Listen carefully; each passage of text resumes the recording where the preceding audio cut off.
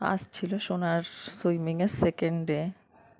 তো টিচারদের কথা মতো ও একটু একটু করে চেষ্টা করছিল। যদিও এর আগে একটা সেশনে ওকে অ্যাডমিশন করিয়েছিলাম, তখন একটু শিখেছিল। তো সেটা অনেক দিন আগের কথায়, লকডাউনের আগে। তারপর এখন আবার চেষ্টা করছে। রিসেন্ট ভর্তি করালাম। নিজে নিজেই একটু হাত পা ছড়িয়ে চলছে, চেষ্টা করছে। ওর বন্ধুরা সবাই যাচ্ছে দেখে ওদের মতো করে আবার এগোচ্ছে। ও নিজের মতোও মাঝে মাঝে করছে, এগোচ্ছে।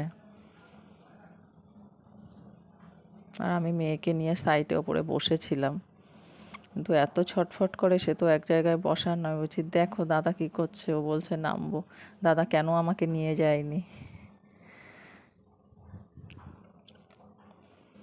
ছেলে ভালোই এনজয় করছে জলের মধ্যে। তারপরে এই যে মেয়ে দেখে একা একা বেরিয়ে যাচ্ছে। তা আমি বললাম, কোথায় যাচ্ছ তুমি?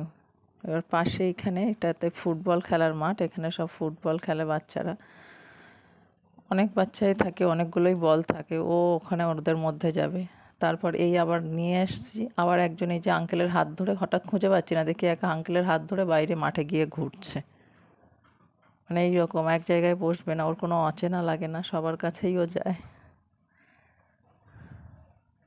তারপর আমি বলছি, চলো বাইরে থেকে দেখি।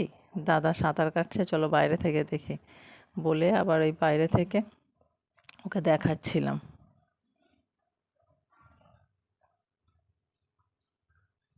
দাদা ডাকছে, বনু বনু। বনু তা শোনেই না, বনু বনুর কাজে ব্যস্ত, এদিক ওদিক ঘুরে ঘুরে বেড়াচ্ছে।